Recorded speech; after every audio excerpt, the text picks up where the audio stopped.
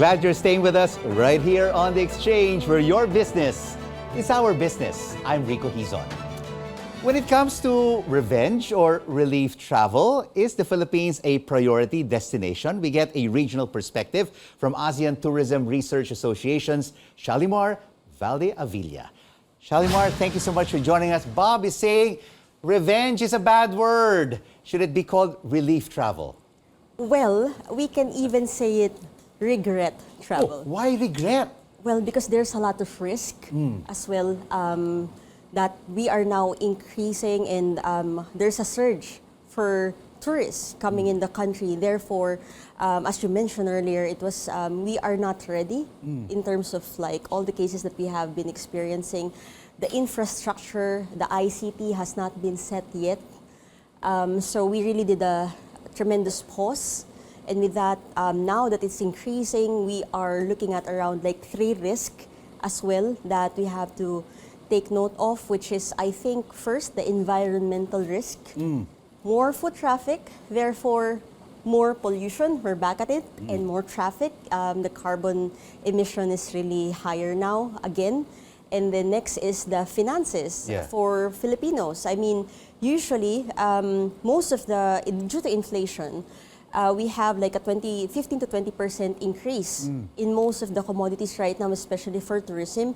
But still, the Filipinos wants to travel and use their funds to make use of the lost time that they were not able to go around. And the third factor? And the third factor is that the remote work. The remote work, now a lot of businesses are experiencing their employees doesn't want to go back anymore to on-site. And in the tourism industry, it's important to get that we have a manpower on the hotel inside there. It cannot just be hybrid and virtual. So now we lack manpower in the industry. Because we were talking with Bob earlier, and he said that, of course, the likes of Thailand, Singapore, and Vietnam have really gotten ahead of the game when it comes to the tourism industry. And of course, during the pandemic and the restrictions, it was under the Duterte administration. Why did they not prioritize to plan and to come up with a master strategy for us to keep in step and to be on even Steven ground with the main tourism destinations? Well, what I think during the pandemic, the Philippines was really on total halt. Whether it's not just for tourists, but even on how we did the operations in the government.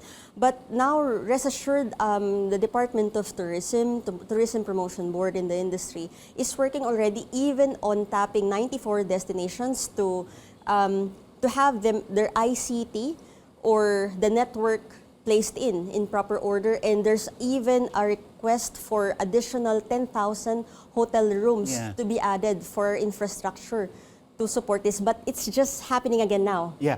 So are you saying then that this government is trying to make up for lost ground? Even that's a revenge work, I suppose. Oh, revenge work. Yes. And what can we learn from the likes of Thailand, Singapore, and Vietnam, who are ahead of us on the totem pole? We're in 4th place in terms of destination, for us to be able to catch up with the leaders? Well, I think they really started early. We cannot catch up anymore. It's already past. What we can really do is really fast track all of the construction and all of the data that we have to set, especially for the digitalization and the upskilling, reskilling of our industry. But we are trying to catch up with the leaders, but of course, along the way, we have problems. The NAIA power issues of January and May. The airline responses, I mean, just basically giving food and drinks to the passengers who have been stranded. This gives a negative perception of traveling to the Philippines. That's correct. Yes, but as mentioned earlier, we can only do as much. We cannot already patch the pandemic thing on the halt that we have already done that time. But what I think is we really just have to move forward. So as we speak in the present, we are really in chaos. As mentioned earlier, it's like a regret now in the present. But we are positive in the future that there is a lot prepared for us, especially by Department of Tourism, on how we are going to catch up with our neighboring countries. Anyway, the recovery of the Philippines is the highest in terms of ASEAN. So we have 64.17%, which is the number one. Next is followed by Cambodia and Indonesia. 64.7 increase. Yes. But of course, we are coming from the bottom. And the Philippines was the last one to open. Yes. And we were the only country in ASEAN not to only wear face masks, but also face shields. No right. other country wore face shields. Yes, and but that is also a deterrent for people to come to the country. yes, I think even we started late. We have really the assets in terms of our natural resources that will still save us. Especially we have really the best beaches, the diving sites still. Well, we always stop the Yes, many we surveys. are still number 4.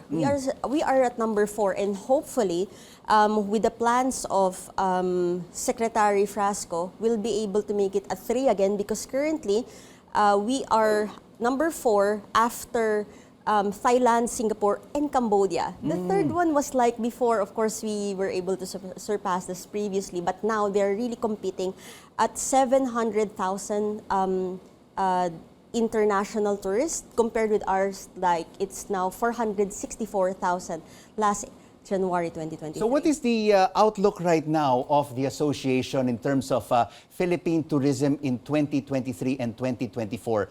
Are we likely headed back in the right direction and basically mirroring the tourism numbers pre-pandemic?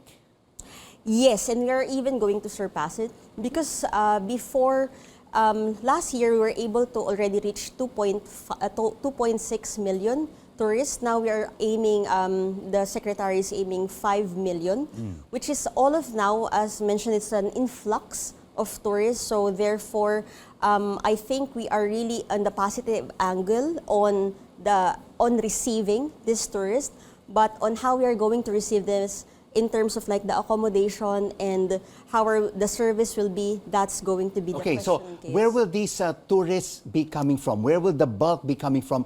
And how important, Xialeemar, are the Chinese tourists in ramping up these numbers?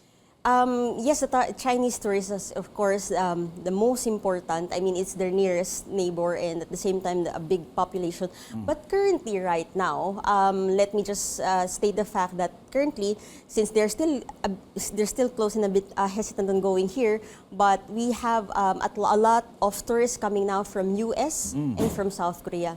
So maybe we can just look at that positive aspect and then look forward to the Chinese community coming back here. First goal is from 4th to 3rd, and maybe from 3rd to 2nd place. Yes, hopefully. Although it's a bit hard to beat Singapore, but anyway, we are massive. So yeah, to be honest, I mean, like, I think we can compete with Cambodia. And then by the numbers, because now 2.1 million in Thailand, it's like really how to follow 2.1 from 400,000 is really a big gap, right? Thank you so much Yes. for your insights, and hopefully we will improve our systems sooner rather than later to attract more foreign tourists into the country. Xialeemar Valdeavilla from the ASEAN Tourism Research Association. Thank you so very much Rico. for joining us on The Exchange. And straight ahead, where your business is our business. We talk to booking platform Klook on how many of our kababayans are hopping on the revenge or relief travel trend, and what could be holding others back. You're watching CNN Philippines. News you can use. News you can trust.